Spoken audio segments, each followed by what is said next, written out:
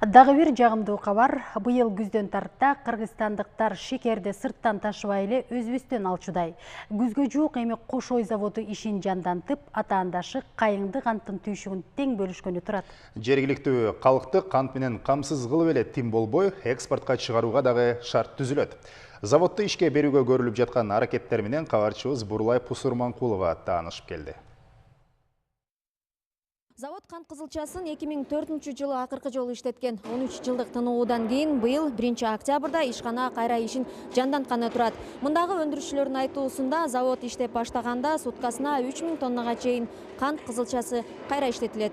Это продуктовый цех, где предстоят нам огромные изменения. Сюда мы планируем перенести вакуум-аппараты. Азыр тетиктерди ширетүү, оңдоо түзөө иштери кызуу жүрүп жатат. Ири заводдун айрым жабдыктары оңдолуп, кайра иштетилсе, негизгилери чет өлкөдөн сатылып келет.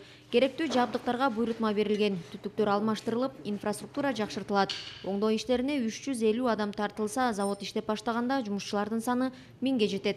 Надеемся, что завозить сахар в республику больше нет необходимости. Ишкана ишин жандантуусу менен биз ички базарды шекер менен толук камсыз кылабыз. Жергиликтүү элди эле камсыздабастан башка мамлекеттерге экспортко чыгарууга толук мүмкүнчүлүгүбүз болот.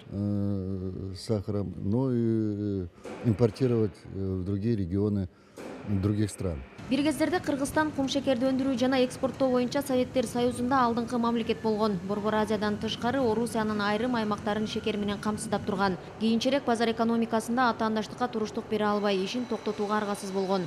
Мындан ишканага да кызылча өстүргөн дыйкандарга да көп көйгөйлөр жаралган. Былтыр жыл аягында премьер-министр Сооронбай Жээнбеков заводдун абалы менен таанышып, анын ишин жандантуу маселесин койгон. Заводду модернизациялоого Кыргыз-Орус өнүктүрүү фонду 10 миллион доллар насыя бөлдү. Кредиттин үстөгү жылына 4%. Алгачкы 2 жылда пайызы, андан кийин негизги сумма төлөнүп баштайт. Сам проект мы считаем очень перспективным. Долбоордун келечеги абдан чоң деп ойлойбуз. Өзгөчө өлкө ЭАЭПке кошулгандан кийин кум шекерди өндүрүп, аны сатууга баардык мүмкүнчүлүктөр жаралды. В состоянии переходном, и можно занять хорошую долю, и у Кыргызстана есть все возможности для этого. Заводдун ишин жандантып, натыйжалуу иштете турган жабдыктардын алгачкысы июнь айында орнотулат. Ремонт иштери толугу менен күзгө чейин аяктап, 1 октябрдан тарта алгачкы кабыл алынган кызылчаны кайра иштетүү жумуштары башталат. План боюнча завод 100 күндөн кем эмес тынымсыз иштеши керек. Кызылча кабыл алуу боюнча дыйкандар менен келишимдер дагы түзүлдү. Бурулай Пусурманкулова, Алмаз Нурманбетов, Коомдук 1 канал.